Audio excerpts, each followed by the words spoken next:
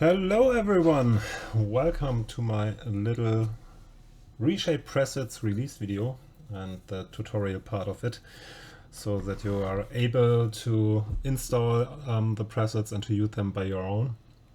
First of all, please be gentle about my English skills. I'm not a native speaker, but I assume that more of you will be able to understand the video if I talk English and not German. So I will do my very best. What do you need to install my ReShade presets? First of all, of course, you will need the presets themselves. You can find the download link into the video description. Also, you will need ReShade. ReShade can be downloaded on reshade.me. I put the download link also to the video description.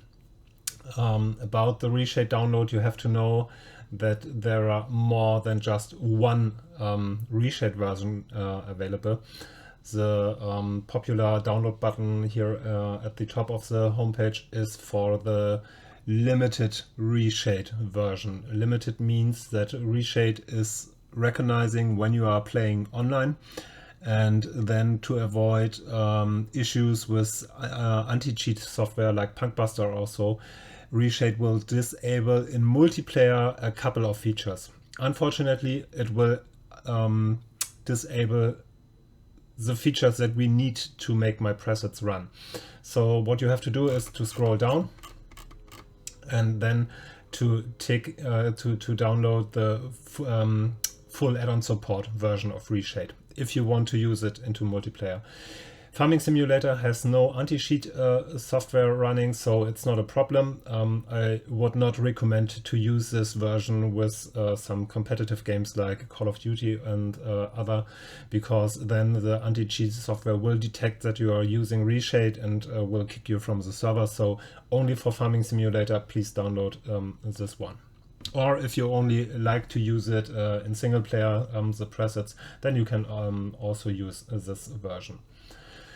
The next thing that you need is the Global Illumination shader by Pascal Gilcher. Unfortunately, this shader is only available actually as beta version, so you have to become a Patreon of Pascal. What you are needing is the beta tier level, which gives you the RTGI download possibility. The alpha supporter is not necessary. It only means that you have a little bit earlier access to the latest version, but I guess this one is the thing you like to have. If you have subscribed to Pascal's Patreon page, then you are able to link your Patreon account with your Discord account, and then you have access to Pascal's Discord server, and there you have here the beta access channel, and there you will find the download links for his shader.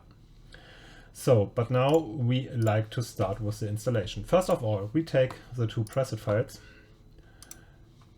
copy, and put them into our Farming Simulator installation file into the folder x64, paste, so that we are able to load them with ReShade directly into the directory where ReShade is looking for them. Next step is to install ReShade. So we start the ReShade setup. Unfortunately, on my machine, Farming Simulator is not detected by ReShade itself, so you have to press the Browse button.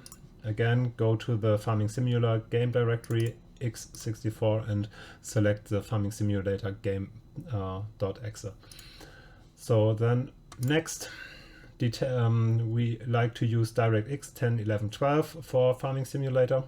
Next, and then ReShade is asking you for the preset files. Browse, and again I go to the Farming Simulator directory x64, and now you have to pick one of my presets. I recommend to take the rainy preset, because for any reason I don't understand, sometimes with a normal ray tracing preset, when I use it for installation, then Farming Simulator is crashing with the startup of Farming Simulator. I have never spotted this problem with the rainy ray tracing preset. So please take this one. when ReShade is installed, it doesn't matter. I have never seen any problems with both presets when ReShade is installed, but for the first time, please take the rainy one. So we have taken it, next, and then you can see ReShade automatically picks all the shader that I have used into my preset. The only thing that we now have to do is to add the global illumination shader from Pascal. So we go here, copy the link, go back to ReShade, paste it here, and then very, very important, press the add button. And then the global illumination shader is added here into the list, and only then it will be installed. So then we can go next. ReShade is installing, all is successful, finish. So that was the installation.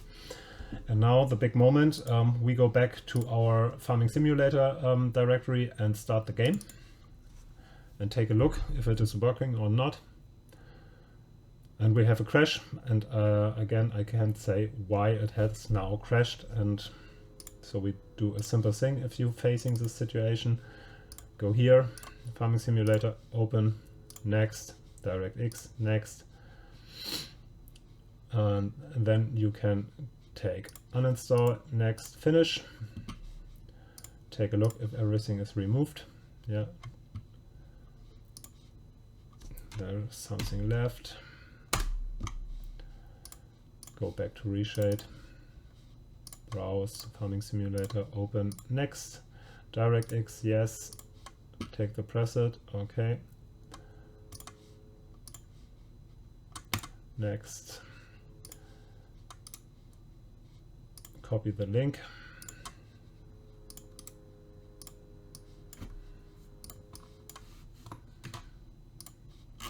yeah, it's added, next, it's installed, finish, and give it another try.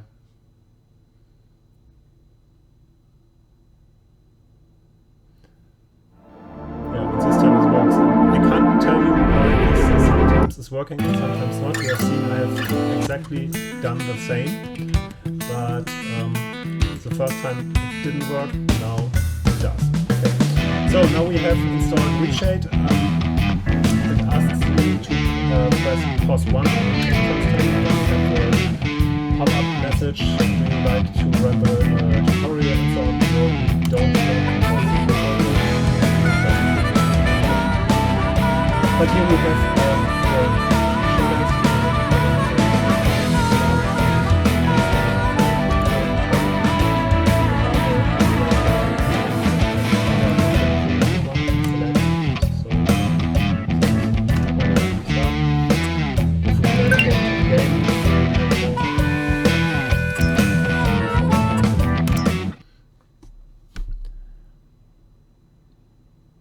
to wait for loading.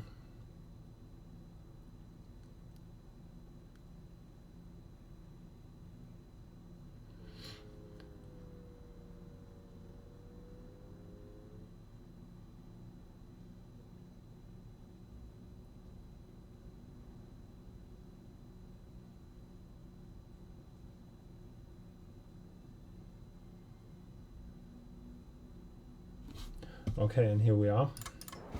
So now it came to the point on how to use ReShade into the game. I don't need at the moment. As you can see right now, ReShade is already active. So if I disable it, I have to configure the key. So here you can effect toggle key. So I can turn it off. This is vanilla.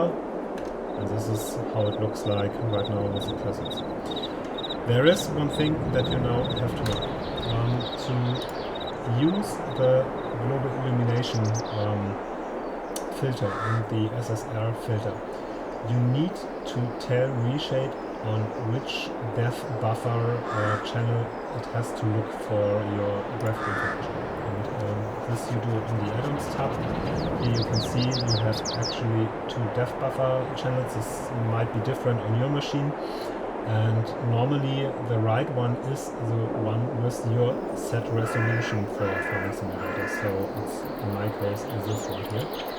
And I pick it. to give you an idea where the difference is, we have into the list the display depth buffer. If you click the display depth buffer, it shows you what ReShade is receiving as graphical information to calculate global illumination or something else. So if you activate it, then you can see, okay, this is how it should like. There are the objects, it is clearly to see where the model object is and so on. To give you a comparison, if you go for this one, it looks like this. And this is not what you want it to look like, it has to look like this. This is just for you an orientation. If you are struggling with how to set up the depth buffer channels, activate the display depth shader, and then it should look like this. So here is everything right, we can inactivate it. The second thing is the global processor definitions. I'm not absolutely sure how they work with presets. So I give you a short overview. These are the global processor definitions that I have set up to work with my presets. Simply copy them if you have any problems, and yeah, it should look like this here. Okay. What else? We have talked about the possibility to run my settings without global illumination. So now you can see this is how it looks with global illumination. If you go here and deactivate it, this is what my presets will look like if you don't purchase Pascal's global illumination shader.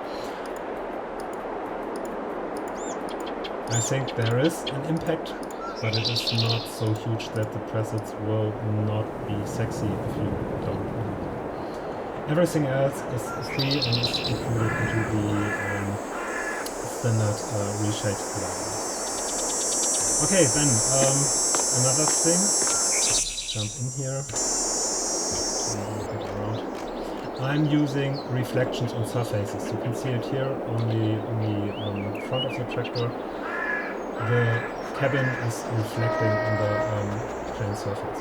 This is a little bit tricky because it is done by the SSR shader, and the SSR shader is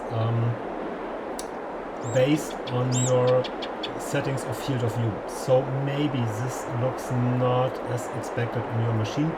I'm playing with a 60-degree field of view, and this is where these settings for SSR related to into my preset file. So if it don't match your expectations, simply deactivate it and you are clear of reflections and everything should be fine.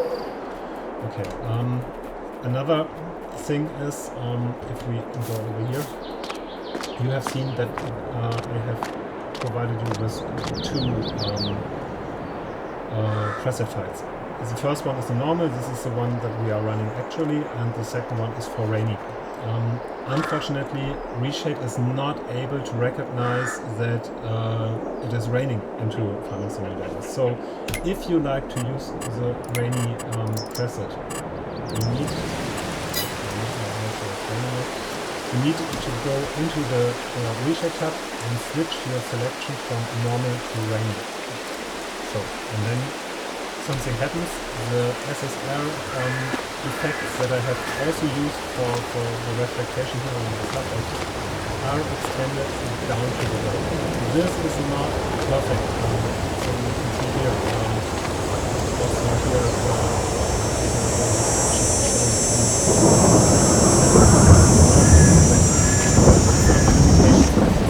shaders.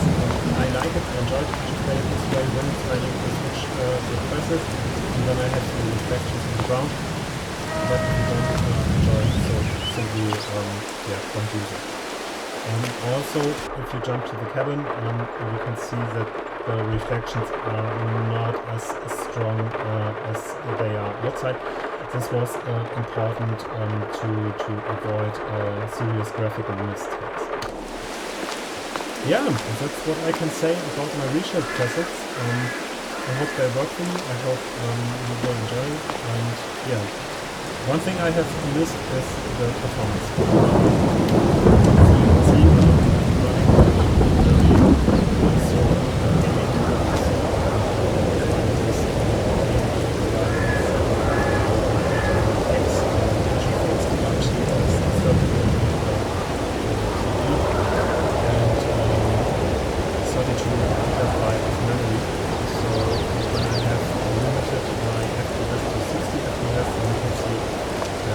different with the frames, if I use ReShade or not. If I cut off the limiter, then you can see, okay, even with the ReShade presets on, I have about 90 FPS. But to show you how many FPS are possible if I turn them off, so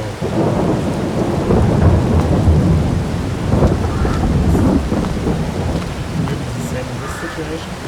But from experience, I can tell you this will change if we have any kind of tracks. Dust, and especially the crops in the fields. From my experience, these presets positive 10 up to 20 FPS on my machine.